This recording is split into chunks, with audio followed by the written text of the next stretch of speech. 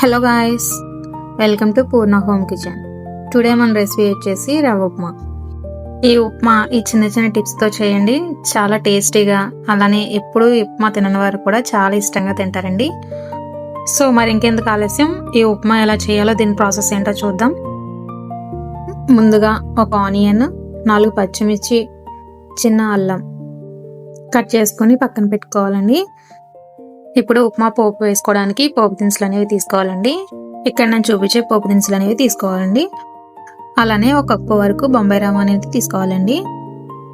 నేను ఒక కప్పు క్వాంటిటీలో చేస్తున్నాను కాబట్టి నేను ఒక కప్పు సరిపడే పోపులోని ఆనియన్స్ అనేవి తీసుకున్నానండి. ఇప్పుడు స్టవ్ ఆన్ చేసుకుని ప్యాన్ పెట్టుకుని పోపులు ఫ్రై అవ్వడానికి సరిపడే ఆయిల్ అనేది వేసుకోవాలండి. ఆయిల్ మాకు కొంచెం హీట్ అయిన తర్వాత జీడిపప్పు వేసుకుని ఫ్రై చేసుకోవాలండి. జీడిపప్పు కొంచెం ఫ్రై అయిన తర్వాత పక్కకు తీసుకుని పెట్టుకోవాలండి. ఇప్పుడు ఇదే ప్యాన్లోకి ముందుగా పల్లీలు వేసుకుని ఫ్రై చేసుకోవాలండి. పల్లీలు కొంచెం డీప్ ఫ్రై అయిన తర్వాత మిగతా పోపులు కూడా వేసుకుని ఫ్రై చేసుకోవాలండి. ఈ పోపులన్నీ ఇలా ఫ్రై అయిన తర్వాత ముందుగా మనం కట్ చేసి పెట్టుకున్న ఆనియన్స్, చిల్లీస్, అలానే అల్లం కూడా వేసుకొని ఫ్రై చేసుకోవాలండి. ఇలా ఫ్రై అయ్యేటప్పుడు స్టవ్ అనేది మీడియం ఫ్లేమ్లో పెట్టుకుని ఫ్రై చేసుకుంటే ఆనియన్స్ అనేవి కొంచెం బాగా ఫ్రై అవుతాయండి. టేస్ట్ అనేది కూడా బాగుంటుంది. ఇలా ఆనియన్స్ ఫ్రై అయిన తర్వాత గోల్డెన్ కలర్ రావాలండి. ఆనియన్స్ ఇలా ఫ్రై అయిన తర్వాత మనం ఏ కప్పుతో అయితే రవ్వ తీసుకున్నామో అదే కప్పుతో 2 కప్స్ వాటర్ తీసుకోవాలండి. ఇప్పుడు ఇందులోకి రుచికి తగినంత ఉప్పు అనేది యాడ్ చేసుకోవాలి. ఇప్పుడు స్టవ్ హై ఫ్లేమ్లో పెట్టుకుని ఈ వాటర్ని మరిగించుకోవాలండి. ఇలా మరిగిన ఈ వాటర్లోకి మనం ముందుగా తీసి పెట్టుకున్న 1 కప్పు బొంబాయి రవ్వ అనేది ఇందులో వేసుకుని కలుపుకోవాలండి.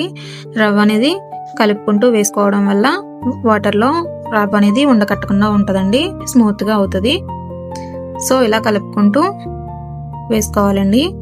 ఇలా దగ్గరికి అయ్యేంత వరకు కలుపుకోవాలండి. ఇలా దగ్గరికి అయిన తర్వాత మూత పెట్టుకుని కొంతసేపు ఉడికించుకోవాలండి. ఇలా ఉడికేటప్పుడు స్టవ్ అనేది మీడియం ఫ్లేమ్లో పెట్టుకోవాలండి. ఇలా ఉడికిన తర్వాత దీన్ని కలుపుకుంటూ ఇప్పుడు ఇందులోకి 1 గ్లాస్ పాలు అనేవి యాడ్ చేసుకోవాలి.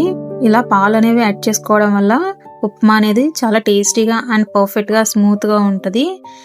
అలానే అచ్చు హోటల్ స్టైల్లో చేసినట్టుగా కూడా ఉంటుంది. ఇలా పాలు యాడ్ చేసుకున్న తర్వాత దగ్గరికి అయ్యేంత వరకు కలుపుకోవాలి. ఇలా కలుపుకున్న తర్వాత ఒకసారి మూత పెట్టుకుని ఒక 1 మినిట్ ఉడికించుకోవాలి. అంతేనండి. లాస్ట్లో ముందుగా ఫ్రై చేసుకున్న జీడిపప్పు అనేది వేసుకుని కలుపుకుంటే సరిపోతుందండి. అంతేనండి, ఈ ఉప్మా ఒకసారి మీరు కూడా ట్రై చేసి చూడండి. ఇప్పుడు ఉప్మా తినని వారు కూడా చాలా ఇష్టంగా తింటారండి.